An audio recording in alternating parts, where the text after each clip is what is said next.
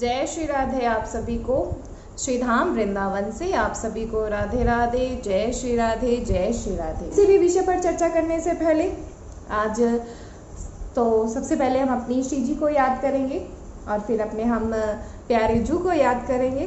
तो आप सभी भी ज़रूर बोलिएगा। तो हमारी कोशिश है कि जैसे आप सभी, अगर आप सभी भी ज़रूर बोलें, क्योंकि क्या होता है कि आप कि ही हम आपको आप उस जैसे होता है कि हम नहीं नाम, जिनकी बार बार मैसेजेस जो आते हैं कि हम नहीं भजन कर पाते हैं, हम नहीं नाम जप कर पाते हैं, तो आइए हम सभी साथ बैठकर श्री जी को याद करते हैं। आप सभी भी ज़रूर याद कीजिएगा। और एक बार तो कभी तो ऐसे दिल से आवाज़ आ ही जाएगी जब हम बहुत ही कहते, जब वो बहुत ही ज़्यादा, जब ऐसी आवाज़ जो हृदय से जब आवाज़ जाएगी तो श्री जी अवश्य सुनती हैं। तो हम सभी शुरू करेंगे।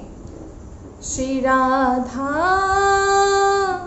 राधा राधा राधा, श्री राधा राधा राधा राधा, श्री राधा राधा राधा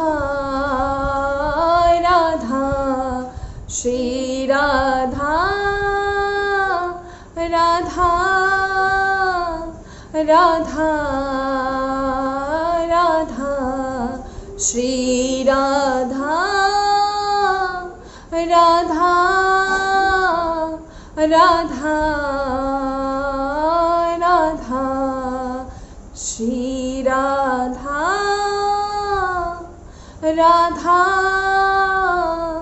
राधा राधा, श्री राधा राधा राधा राधा। ऐसे ही बार बार श्री जी को याद कीजिए। कुछ भी नहीं आता है तो ऐसे ही बोलना शुरू कर दीजिए। यकीन मानिए, तो जब कहते एक बार आपका मन है, जब आपका मन हो जाएगा भजन के लिए तैयार, क्योंकि ये तैयार तो हो ही नहीं पाता, इसको तैयार आपको खुद ही करना पड़ेगा। तो ऐसे ही आप बार बार श्री राधा नाम का उच्चारण करते हैं तो यकीन मानिए, श्री राधा नाम का उच्चारण करने से जो हमारे ठाकुर जी हैं वो बड़े प्रसन्न हो जाते हैं। तो अभी हमने श्री जी को याद किया है, तो अब हम अपने ठाकुर जी को भी याद ज़रूर करेंगे कि उन्हें ऐसे ना लगे, उन्हें वैसे लगता ही नहीं। अगर आप श्री जी का नाम ले देते हैं, आप श्री राधा नाम ले लेते हैं, वो तो आपके वैसे ही अधीन हो जाते हैं। तो आइए एक बार अपने ठाकुर जी को भी याद करते हैं। आप सभी भी ज़रूर बोलिएगा। देखिए, ये इसमें भजन करने में कभी शर्माना नहीं चाहिए, क्योंकि जो शर्मा जाते हैं, शर्माते हम क्यों हैं? हम इसलिए शर्माते हैं कि हम ये सोचते हैं कि अगर हम भजन करेंगे तो सब क्या सोचेंगे, अगर हम कोई पद गायन करेंगे या कुछ भी तो कोई हमारा मजाक ना बना दे। इसीलिए आपको केवल एकमात्र अपनी सोच रखनी है कि जो भी हम भजन कर रहे हैं, हम अपनी श्री जी को प्रसन्न करने के लिए कर रहे हैं। तो अब हम अपने ठाकुर जी को भी याद करेंगे।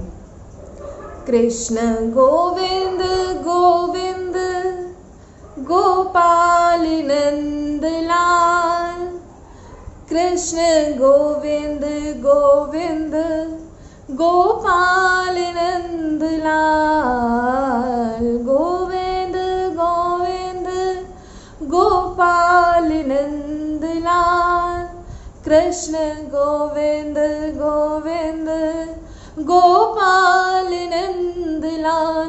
हे गोपाल नंद लाल, हे गोपाल नंद लाल, गोपाल नंद लाल, हे गोपाल नंद लाल, हे गोपाल नंद लाल, गोपाल नंद लाल, गोपाल नंद लाल, हे गोपाल नंद लाल, कृष्ण गोविंद गोविंद गोपाल नंद लाल, कृष्ण गोविंद गोविंद गोपाल नंद लाल, गोविंद गोविंद गोपाल नंद कृष्ण गोविंद गोविंद गोपाल नंदलाल, हे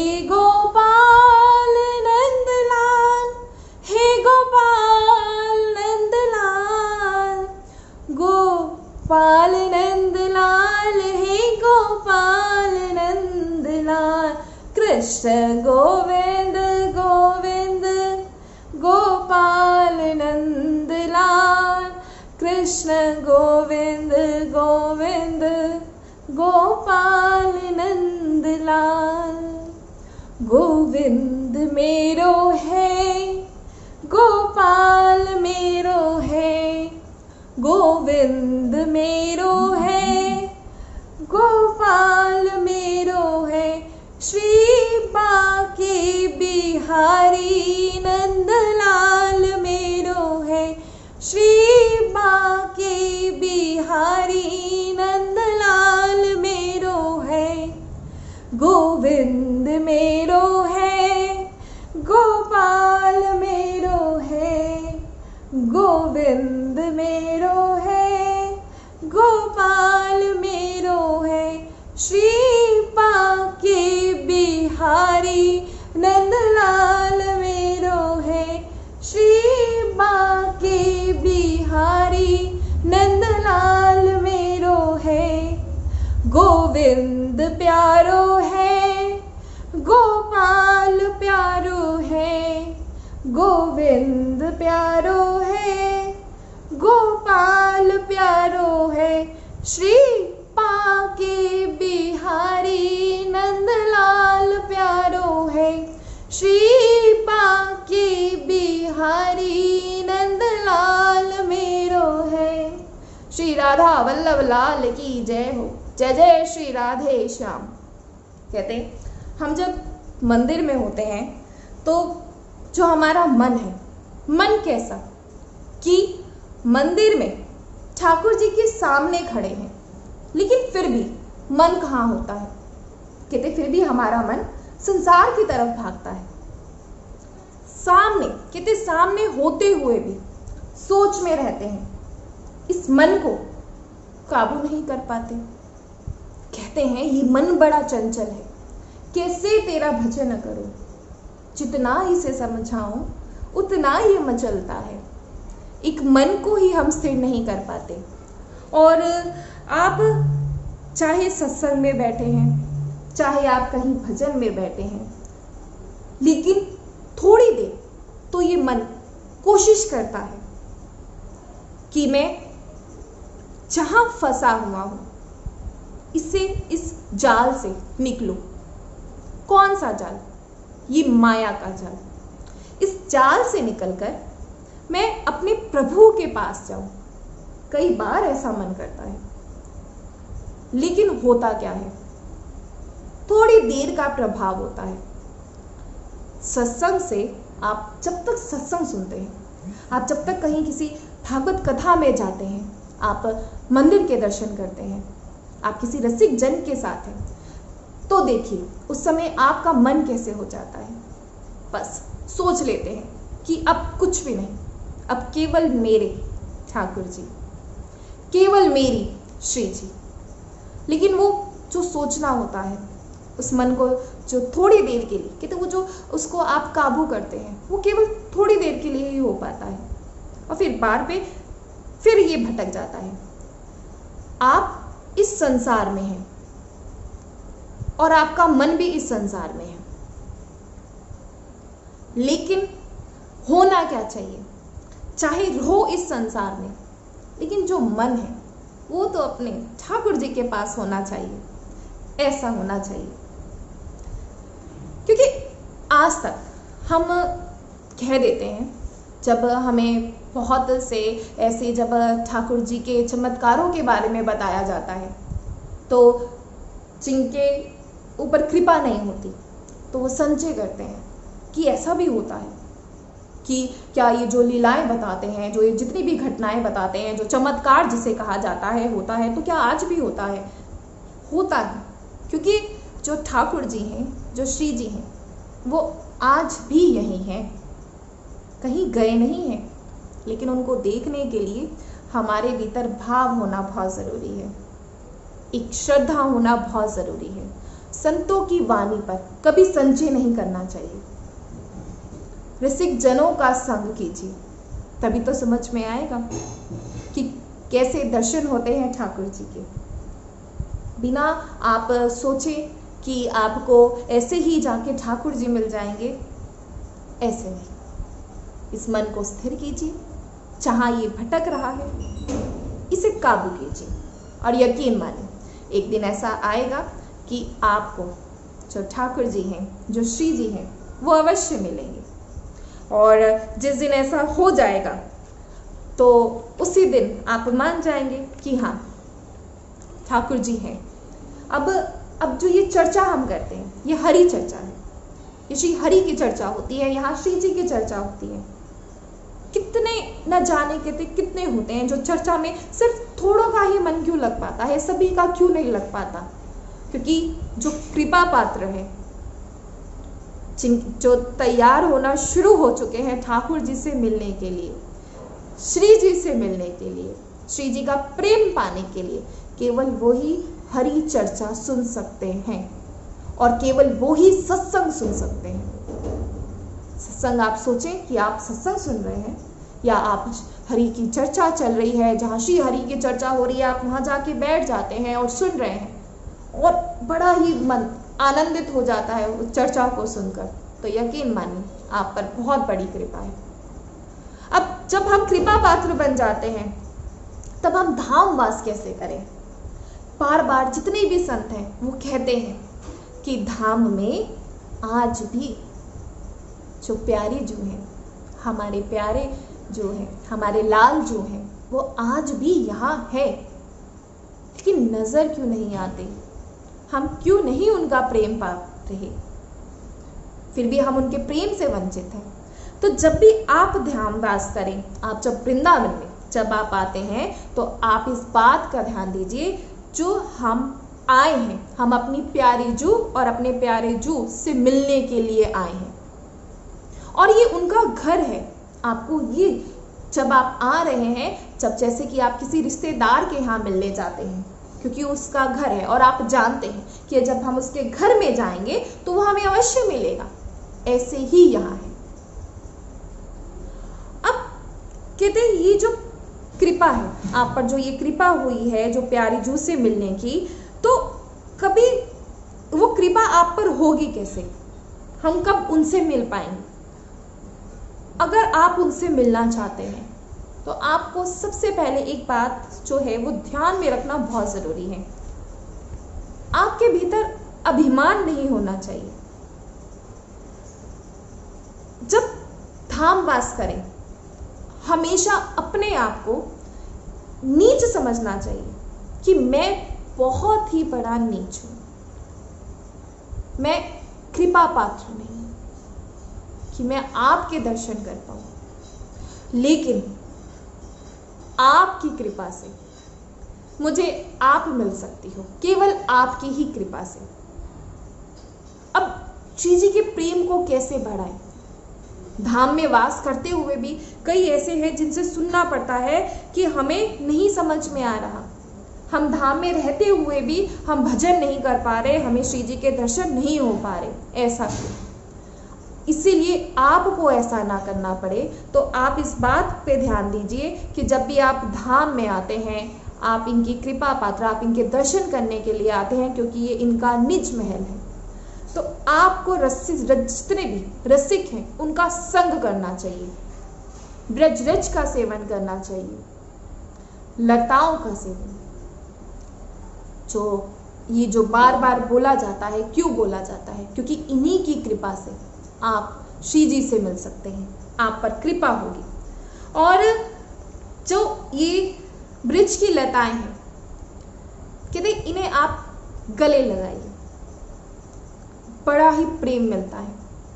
ये कोई आप सोचे कि ये कोई आम लताएं हैं, नहीं, बहुत ही न जाने क्या बताएं हम आपको, क्योंकि ये जो शब्द भी कम हो जाते हैं कई बार क्या, हर बार।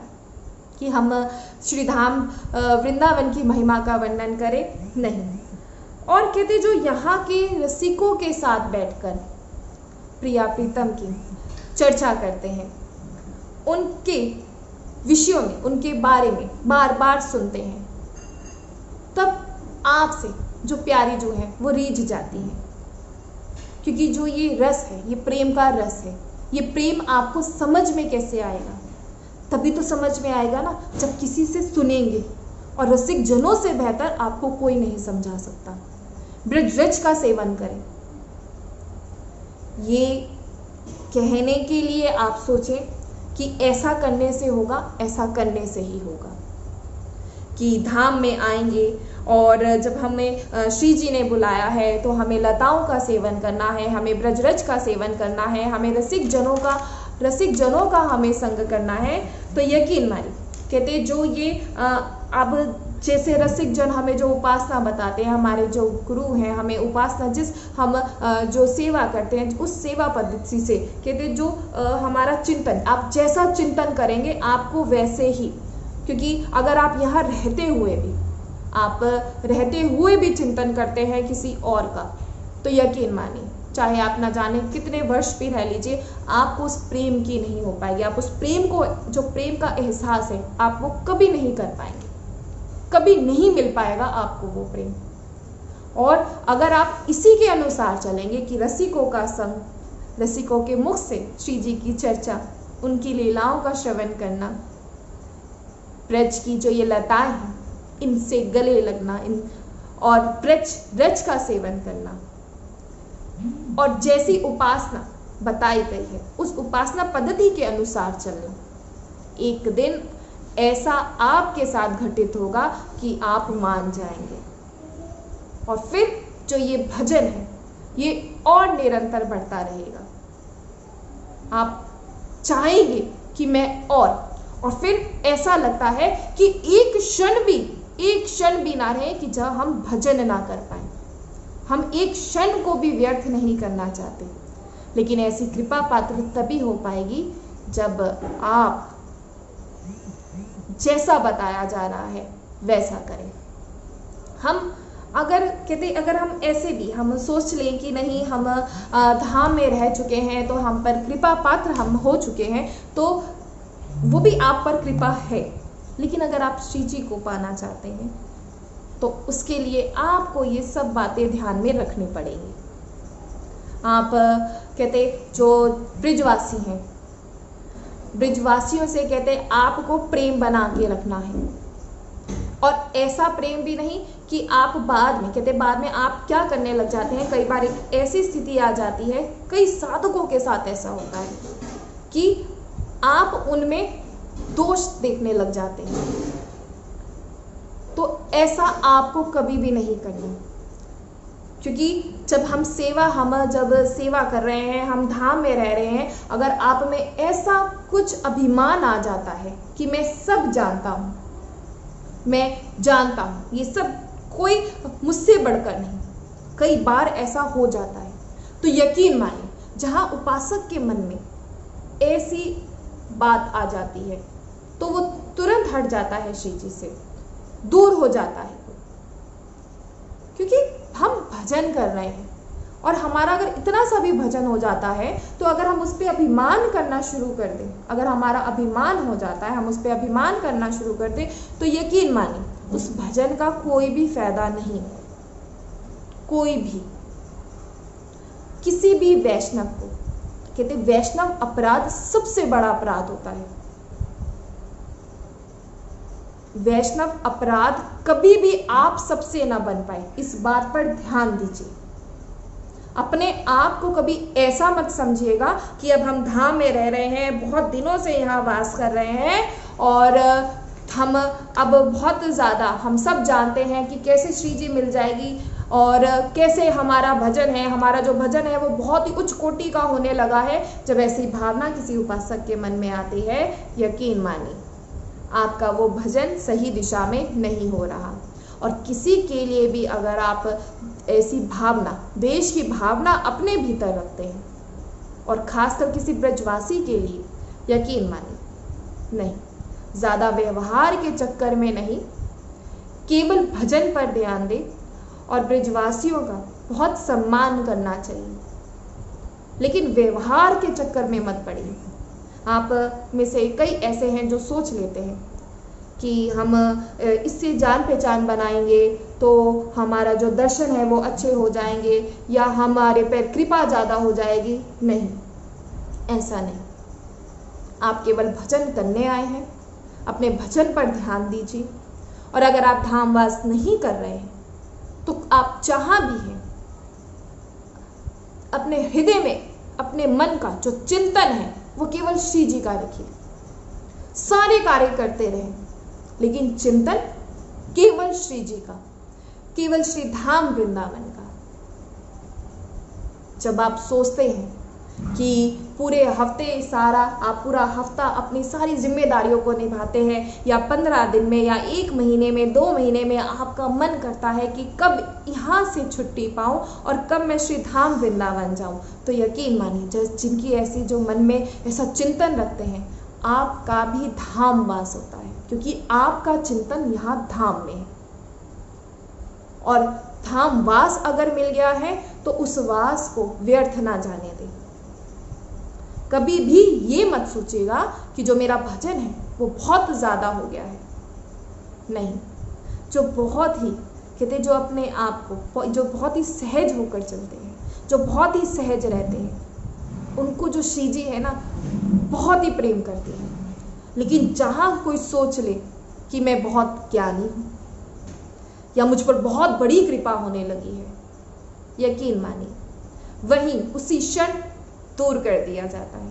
इसलिए कभी ऐसा मत अपने भीतर लाइएगा कि हमें बहुत भजन करना शुरू कर दिया, ऐसा कभी भी मत लाइए। और यही रहिए, धाम वास अगर कर रहे हैं तो रसिक जनों का संग करें, उनसे श्री जी की चर्चा सुनते रहें और लीलाओं का श्रवण करते रहें। और आपको जैसे आपके गुरु ने आपको, आपके गुरुदेव ने आपको जिस पद्धति से समझाया गया है उसी पद्धति से श्री जी की सेवा करते रहें। और यकीन मानिए लताओं के नीचे बैठिए और वहाँ पद गायन करें, नाम जप करें, बस इतना ही। और एक दिन ऐसी घटना घटित हो जाएगी कि आपको समझ में आ जाएगा, आप खुद, क्योंकि हमारे अंदर जब परिवर्तन होता है तो वो व्यक्ति जो उपासक होता है वो खुद जानता है कि मेरे अंदर कैसा परिवर्तन हुआ है, और ऐसा हो जाता है। ये कोई कहने की ही बातें नहीं है, ये तो कहते जो प्रेम है, प्रेम को सुनने से नहीं पता लगता, प्रेम का आप अनुमान नहीं लगा सकते, उसे आप महसूस कर सकते हैं। और आप किसी के देखकर किसी का अनुमान अगर कोई आपको बता दे, नहीं, कोशिश तो ये होनी चाहिए कि हम अनुभव करें, अनुमान नहीं अनुभव, क्योंकि अनुमान से भी ज़्यादा अनुभव हो सकता है। इसीलिए ध्यान दीजिए। अब जो कलयुग है, कलयुग ने हमें ऐसा जकड़ रखा है कि हम सोचते हैं कि कभी हमें पता ही नहीं होता कि जो ये कलयुग का प्रभाव कैसा है। हम सिर्फ बोल देते हैं कि कलयुग, लेकिन इसका प्रभाव कैसा है ये हर कोई नहीं समझ पाता। एक उदाहरण जरूर देंगे आपको। एक गांव का बालक होता है तो उसका बड़ा मन होता है कि वो शहर जाए, और शहर जाकर वो क्या देखता है, बहुत ऊंची ऊंची इमारतें देखता है और बड़ा ही प्रसन्न होता है, क्योंकि जब कोई गांव के शहर जाते हैं तो इतनी ऊंची ऊंची इमारतों को देखकर और शहर की जो ये चकाचौंध रोशनी होती है इसे देखकर बड़े ही प्रसन्न हो जाते हैं वो। तभी एक शहर का बालक आता है और उसको डांटता है कि क्या कर रहे हो। तो गांव का बालक बोलता है कि कुछ नहीं, मैं तो यहाँ बहुत सुंदर सुंदर जो ये इमारतें हैं इन्हें देख रहा हूँ। और शहर का बालक कहता है, क्या तुम जानते हो कि यहाँ एक इमारत देखने पर अगर आप एक मंजिल देखते हो तो आपको टैक्स देना पड़ता है, 1 रुपया देना पड़ेगा। कितनी मंजिल देखी तुमने? अब वो गांव का बालक कहता है, मैंने तुरंत बोल देता है कि मैंने 20 मंजिल देखी, तो उससे 20 रुपये ले लेता है शहर का बालक। अब दोनों अपने अपनी जगह वापस चले जाते हैं। और जो शहर का बालक होता है वो अपने दोस्तों के पास जाता है और कहता है कि आज तो सुबह के नाश्ते का इंतजाम हो गया। मैंने एक लड़के को, गांव के लड़के को बहुत ही बेवकूफ बनाया और उसे ठग लिया। अब गांव का बालक जब गांव जाता है और उससे उसके दोस्त जो हैं वो पूछते हैं कि बताओ कैसा रहा तुम्हारा शहर देखना, क्या देखा तुमने वहां? तो वो बड़ा ही मुस्कुराता है और कहता है कि जो शहर के लोग हैं वो अपने आप को क्या बुद्धिमान समझते हैं, बड़े ही बेवकूफ हैं, वो क्या पढ़े लिखे हैं वो। आज देखो मैं एक अनपढ़ गवार एक शहरी लड़के को बेवकूफ बनाकर आया हूँ। तो कहते कैसे बेवकूफ कैसे बनाया तुमने? तो कहते उसने मुझसे पूछा कि मैंने कितनी मंजिल देखी, तो मैंने उससे 20 मंजिल बोला और उसे 20 रुपए दे दिए, लेकिन मैंने तो 40 मंजिल देखी। अब देखो कितना बेवकूफ, मैंने उसे ठग लिया।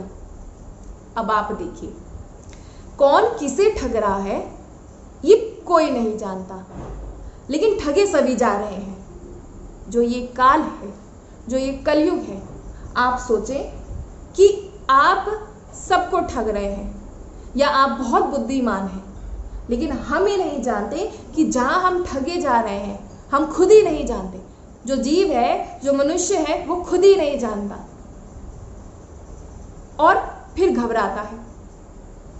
ऐसे ही एक बार नारायण जी, नारद जी जाते हैं। नारद जी बहुत ही जब देखते हैं, तो जब इस संसार को देखते हैं, इस गृहस्थों को देखते हैं, तो वो बड़ा ही उन्हें चिंतन, बहुत ही ज़्यादा वो दुखी हो जाते हैं। और आप लोगों से भी एक बात ज़रूर कहेंगे, ये जब कहते नारद जी जब इस पूरे संसार को देखा और सभी गृहस्थों को देखा, इस संसार की दशा देखी, तो वो बहुत ही दुखी हुए। उनका जो मन था वो बहुत ही ज़्यादा अशांत हुआ। तो उन्होंने सोचा कि अब मेरा मन अशांत है, मुझे यहाँ कहीं भी, कितने हैं, मुझे कहीं भी ना जाने क्यों, कहीं भी मुझे अच्छा सा नहीं लगा, मुझे बहुत ही ज़्यादा घुटन सी इन सबको देख कर हुई। तो उन्होंने सोचा कि क्यों ना वृंदावन चले, क्योंकि वहाँ तो हमारे ठाकुर जी, हमारे श्री कृष्ण की लीलाएं हैं, वहीं देखकर, उन्हीं को देखकर, उन्हीं को सुनकर मुझे शांति होगी। ऐसा ही आप लोगों के साथ अगर ऐसा हो, कई बार ऐसा होता है कि जब ये मन है, कहते जब मन आपको ऐसा लगे ना, आप बहुत दुखी हो और आपको ऐसा लगे कि आपको तो कोई, आपके साथ कोई है ही नहीं, जब आपको मन बहुत ज़्यादा दुखी, कई बार अगर ऐसा हो और आपका मन हो कि चलो वृंदावन चलो, तो यकीन मानिए आप पर कृपा होती है।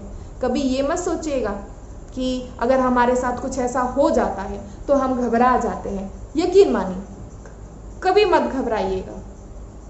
ये तो आप पर कृपा होती है।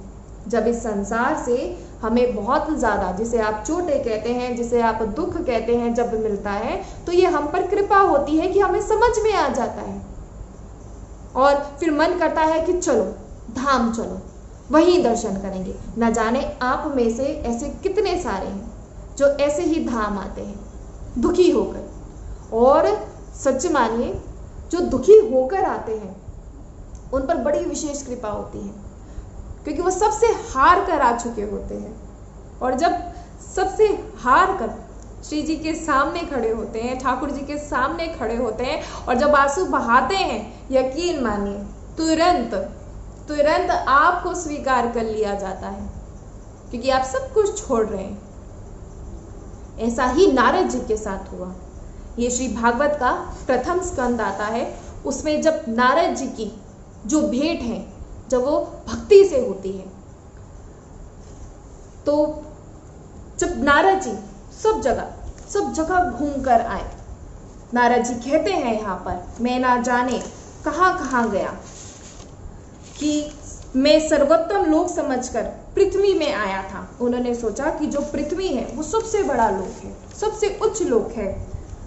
यहाँ पुष्कर, प्रयाग, काशी, गोदावरी, हरिद्वार, कुरुक्षेत्र, श्रीरंग आदि कई तीर्थों पे मैं इधर उधर घूमता रहा, लेकिन मुझे कहीं भी संतोष नहीं मिला।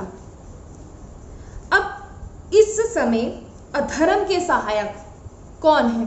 कौन है अधर्म का सहायक? कलयुग ने सारी पृथ्वी को पीड़ित कर रखा है। अब यहाँ सत्य, तप, शोच, दया, दान आदि कुछ भी नहीं है। बेचारे जीव केवल अपना पेट पालने के लिए लगे हुए हैं। यानी भजन छोड़कर आप सभी केवल सिर्फ ये सोचते हैं कि अपना पेट कैसे पाला जाए, लेकिन ये भूल जाते हैं कि जितना चिंतन हम इस बात का करते हैं, अगर इतना चिंतन हम भजन में लगा दें तो यकीन मानिए सब काज अपने आप होने लग जाते हैं।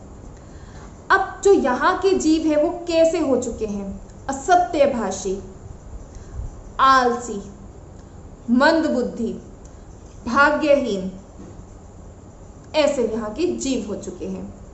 और जो साधु संत कहे जाते हैं वे पूरे पाखंडी हो गए हैं।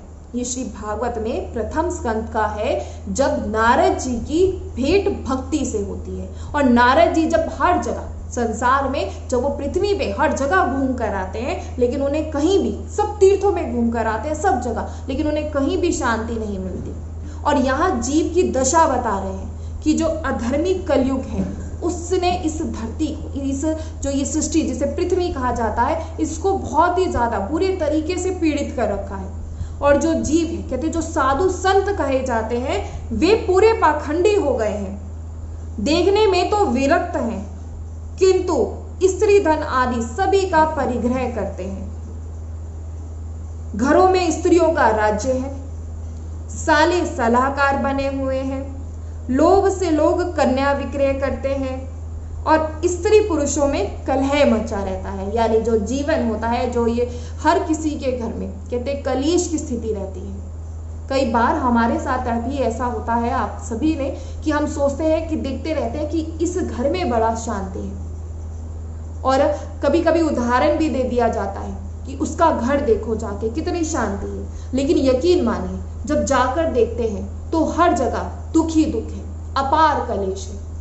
ये गलती किसी की भी नहीं है। जो रिश्ते हैं आजकल कितने निपटे हैं, जिसके फलस्वरूप, जिसे आप डिवोर्स कहते हैं, जो रिश्ते टूटने हैं वो कितने टूट रहे हैं। पहले तो जो ऐसी स्थिति होती थी, जो इसे आप जिसे डिवोर्स जिसे कहा जाता है, ये तो कभी सुनने के लिए भी नहीं आता था, लेकिन आजकल कितने रिश्ते निभाए जाते हैं। हर जगह कलेश, हर जगह। तो ये किसका प्रभाव है? ये केवल कलयुग का ही प्रभाव है। अब कहते हैं ना तो यहाँ कोई सिद्ध है, ना कोई योगी है, ना कोई ज्ञानी है, और ना ही कोई अच्छे कर्म करने वाला है। सारे साधन इस समय कली रूप दावनले से जलकर भस्म हो गए हैं। और इस कलयुग में सभी देशवासी बाजारों में अन्न बेचने लगे हैं। ब्राह्मण लोग पैसा लेकर वेद पढ़ाते हैं, और स्त्रियां वेश्यावृत्ति से निर्वाह करने लगी हैं। तो ये कलयुग का प्रभाव नहीं तो और क्या है? धर्म कहते कहां प्रभाव नहीं है इसका। जब कहते इस तरह जब वो कलयुग के दोष देखते हैं, तब उन्होंने सोचा कि क्यों ना मैं यमुना जी के तट पर जाऊं, और वहां श्री धाम वृंदावन में वो यमुना जी के तट पर आते हैं ताकि उन्हें शांति मिल सके, जहां भगवान श्री कृष्ण की लीलाएं हो चुकी हैं। जब वहां भी वो पहुंचे, लेकिन वहां देखकर उन्होंने एक ऐसा दृश्य देखा जिसे देखकर उनका मन बहुत और भी ज्यादा अशांत हुआ। वो क्या देखते हैं कि वहां एक युवती बड़ी ही दुख होके बैठी है, और उसकी गोद में उसके पास 2 वृद्ध पुरुष हैं, और उस अवस्था में वो बहुत ही जोर जोर से सांस ले रहे हैं। यानी उनका जो स्वास्थ्य है वो ठीक नहीं है। वह तरुणी उनकी सेवा करती हुई, तरुणी यानी युवती करती हुई, कभी उन्हें चेत कराने का प्रयत्न करती तो कभी उनके आगे रोने लगती। वह शरीर रक्षक परमात्मा को दशों दिशाओं में देख रही थी, और उसके चारों ओर सैकड़ों स्त्रियां उसे पंखा चल रही थी और उसे बार बार समझा रही थी। ऐसा नारद जी ने यमुना जी के तट पर देखा, और जैसे ही उस युवती ने नारद जी को देखा और वो खड़ी हो गई, और बहुत ही व्याकुल हुई और युवती नारद जी से कहती है कि महात्मा क्षण भर ठहर जाइए और मेरी चिंता को भी नष्ट कर दीजिए। आपका दर्शन तो संसार के सभी पापों को नष्ट कर देता है। आपके वचनों से मेरी दुख की बहुत कुछ शांति हो जाएगी। मनुष्य का जब बड़ा भाग्य होता है तभी आपके दर्शन होते हैं। जो वो युक्ति है जो जिसके पास दो वृद्ध पुरुष जो लेटे हुए थे, वो नारद जी के पास, जब वो नारद जी उसके पास पहुंचते हैं तो वो युक्ति नारद जी से कहती है। अब नारद जी पूछते हैं कि तुम कौन हो और तुम्हारे साथ ये दोनों पुरुष कौन है, और अपना जो दुख है, जैसे इनकी अवस्था है, इस दुख का मुझे कारण बताओ। तो आप क्या सभी जानते हैं कि वो युक्ति कौन थी? वो युक्ति थी भक्ति। तो युक्ति कहती है कि मेरा नाम भक्ति है, ये ज्ञान और वैराग्य नामक मेरे पुत्र हैं। समय के फेर से ही ऐसे जर्जर यानी बूढ़े हो गए हैं। ये जितनी भी देवियां हैं जो मेरी सेवा कर रही हैं, ये गंगा जी आदि नदियां हैं जो मेरी सेवा के लिए यहाँ हैं। लेकिन तब भी इतना सुख होने के बाद भी कि जो ये देवियां हैं, जो ये मेरी सेवा कर रही हैं, लेकिन फिर भी मुझे सुख नहीं है। अब आपको मैं अपनी दशा सुनाती हूं। मैं द्रविड़ देश में उत्पन्न हुई, कर्नाटक में बढ़ी, कहीं कहीं महाराष्ट्र में सम्मानित हुई, किंतु गुजरात में मुझको बुढ़ापेपन ने आ घेरा।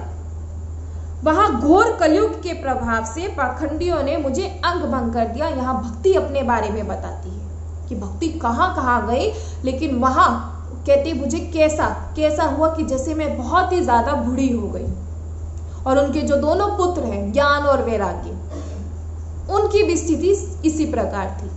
लेकिन जैसे ही भक्ति वृंदावन में आई तो वो एक नव युवती की तरह हो गई और वो सोचती हैं कि ये तो मेरे पुत्र हैं और मेरे साथ ही रहे हैं, इन्हें ऐसा बुढ़ापा क्यों, और मैं इनकी माँ हूँ, मुझे माँ होने में, मैं माँ हूँ तो मुझे क्यों नहीं। क्योंकि जो भक्ति है वो धीरे धीरे, कहते हैं भक्ति भाव, हम बोलते हैं कि भक्ति भाव अपने भीतर लाइए, क्योंकि जो भक्ति है वो श्री कृष्ण को बहुत प्रिय है। वो धीरे धीरे सब में से जाती जा रही है और जिसकी वजह से वो जहाँ भक्ति नहीं होती, कहते जहाँ आपके भीतर भक्ति भाव नहीं होता, न जाने वो कहाँ गई और उसे अपने आप को बहुत ही बूढ़ापन, कहती वो बूढ़ी होती गई। लेकिन जैसे ही श्री धाम वृंदावन में आई वो नवयुक्ति हो गई। अब अपने बेटों की दशाओं को देखकर वो बहुत ही चिंतित होती है और नारद जी से पूछती है कि ऐसा इनके साथ क्यों। तो नारद जी कहते हैं कि मैं अपने हृदय में ज्ञान दृष्टि से तुम्हारे संपूर्ण दुख का कारण बताता हूँ। तुम्हें विषाद नहीं करना चाहिए, श्री हरि तुम्हारा कल्याण करेंगे। नारद जी ने ऐसा उत्तर भक्ति को दिया। नारद जी ने कहा कि जहां ये कलयुग है, जो ये कलयुग का प्रभाव है, इस समय जो ये पुरुष है, जो ये यहाँ के कहते जितने भी जीव हैं, इन सभी पर कलयुग का प्रभाव है। और जिन पर कलयुग का प्रभाव होता है, यकीन माने वो भक्ति भाव में कभी नहीं आ पाते। हमने आपसे पहले भी कहा था कि जब हम भजन मार्ग पर चलते हैं तो कलयुग हमारा कुछ भी नहीं कर सकता, लेकिन अगर हम भजन मार्ग पर नहीं चलते हैं तो हम कलयुग की चपेट में आते हैं। और जो कलयुग की चपेट में आते हैं उनके भीतर कभी भक्ति भाव ही नहीं होता, और जिसके कारण जो भक्ति है वो बेचारी बहुत ही ज़्यादा बुरी हो जाती है। और अब इसी चर्चा को हम कल आपको आगे सुनाएंगे, क्योंकि आज के लिए आप इस चर्चा को कल हम फिर से आप सभी को पूरा सुनाएंगे। तो कल आप सभी फिर ज़रूर मिलिएगा। और जैसा कि हमने आप सभी को समझाया है कि आप सभी से कहा गया है कि जैसा जो ब्रज अमृत का YouTube चैनल है उसे आप सभी सब्सक्राइब ज़रूर करें, और जो ये आज सेकंड जो बीच में ही रह गया है अध्याय, इसे हम कल पूरा ज़रूर करेंगे। तो कल आप सभी से फिर मिलेंगे। जय श्री राधे। आप सभी को श्री धाम वृंदावन से आप सभी को राधे राधे। जय श्री राधे।